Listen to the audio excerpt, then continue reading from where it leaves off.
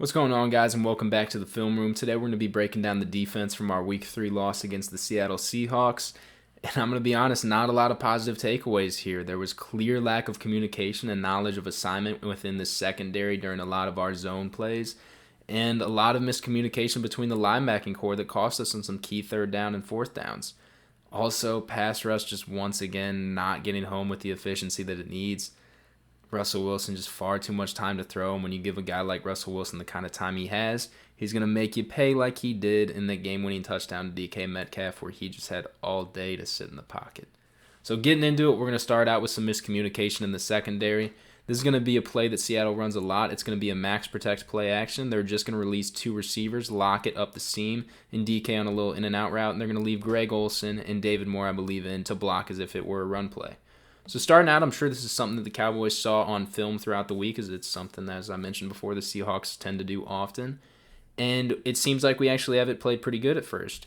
Linebackers didn't bite too hard on the run. Joe Thomas should be able to get back and hopefully cover anything that would be a check down in the flat, or Russell Wilson if he were to scramble out that way if nothing opens up. Safeties and corners look like they're in good position. I'd like Worley to be a little bit more outside so he can bracket efficiently with Darian Thompson here on DK Metcalf. And it seems like Xavier Woods and Trayvon Diggs are set up for a good bracket on Tyler Lockett. Diggs has this outside leverage, and Woods has the inside to seam leverage right here. So if he runs in between, both of them can get him nice, and Russell Wilson should have nowhere to go with the football. However, there was a breakdown in this play, and I don't understand why.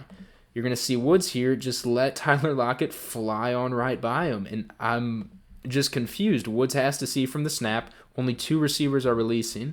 So he has to know, okay, I'm going to be able to bracket with Trayvon Diggs. We'll shut this play down.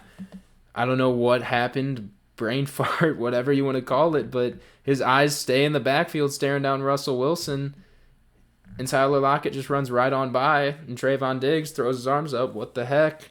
He's left out to dry. Easy fair catch touchdown for Tyler Lockett. Now, I want to show you guys a similar play to the last, where when the Cowboys defense and secondary stays disciplined, they're able to shut it down and force Russell Wilson to scramble outside the pocket and only pick up a yard. So what we're going to have here, we're going to have DK Metcalf and Tyler Lockett I believe this is that Swain kid from Florida. He's going to come out. He's just going to run a deep little flag route. DK is going to come across, run a dig route across the middle. And look how disciplined the secondary stays in comparison to that last play. All right. So we're going to have safety and corner bracketing this area in the right side of the field here.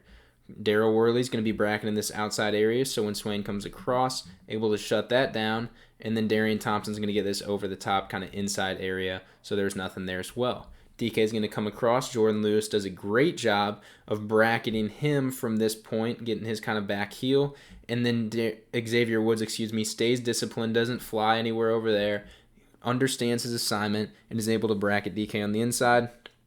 Russell Wilson sees that there's nowhere to go here, scrambles outside.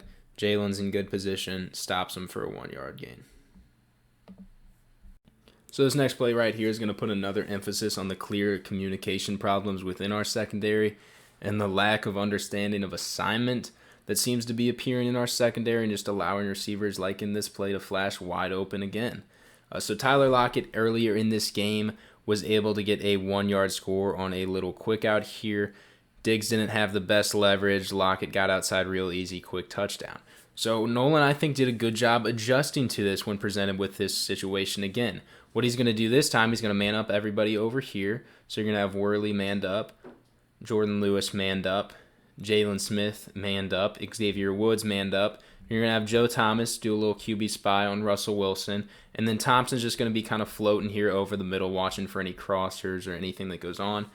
But now what we're going to do with Diggs, instead of just manning him up with Lockett, we're just going to have him get outside leverage. So if Lockett does run that quick out, Diggs can pick it up and shut it down.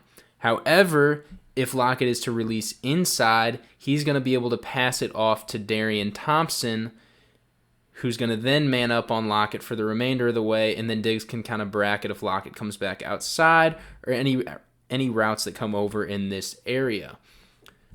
So getting into the play, Lockett, of course, is going to immediately release inside.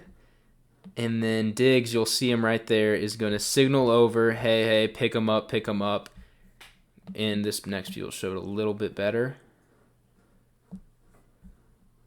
So Lockett releases inside right here. Diggs says, hey, pick him up. And Thompson sees him. Thompson, it's crazy. So Darian Thompson literally looks right at him right there. You can see he looks right at him. And I don't know why this wasn't... I don't know why it didn't click with him. Like, oh, hey, yeah, I need to get Tyler Lockett. Otherwise, he's just going to fly across the field. Nobody's going to get him because I know this is a QB spy. He's a roamer. This guy's manned up and this guy's manned up. And that's everybody to the right of me. So who else is going to pick him up if I don't? I don't know why that didn't click with Darian Thompson. And it allowed Tyler Lockett to fly wide open for another fair catch touchdown. It's just, yeah, just absurd. I don't understand how this stuff isn't clicking with our secondary and why these at least they're easy to fix, I guess, like I mentioned earlier, but this stuff just should not be this much of an issue.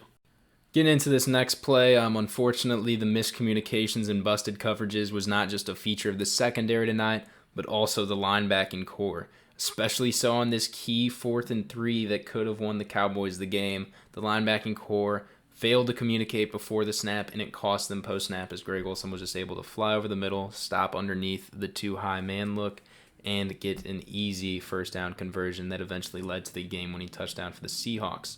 So prior to the snap, Seahawks are going to motion Lockett across, and upon doing so, you'll see Xavier Woods drop back off. And now what we're going to get into, 2 wide on each side and a running back in the backfield, it's going to be easy for us to get into a too-high man.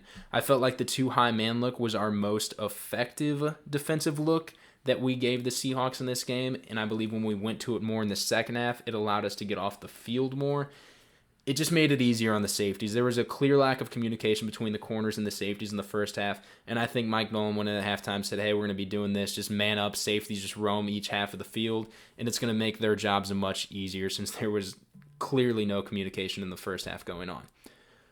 Unfortunately, this message did not translate too well to the linebackers. Jalen Smith is not going to communicate whatsoever with Joe Thomas upon seeing that motion by Lockett, and he's just going to stick with his assignment as a running back. And now I do think he should have stuck with his assignment there, but you also got to communicate to Joe Thomas, like, hey, you need to get this running back. Now, of course, I think Jalen should have got the running back since he has the leverage to do so, but Joe Thomas also thinks he's getting this running back. And he's going to fly right over there, and now we have 2 guys on one person, and in man coverage, that means you have one guy that's uncovered. And that is Greg Olsen. Easy pitch and catch leads to the game-winning touchdown. I wish Joe Thomas would have used a little bit of his veteran knowledge to be like, oh, hey, I don't have that leverage. I'm going to get this tight end here who I do have some leverage on. But unfortunately, that was not the case. This was one of a couple busted coverages by the defense where Jalen just was not communicating with Joe Thomas. As the leader of this defense, you are going to have to be able to communicate in those situations.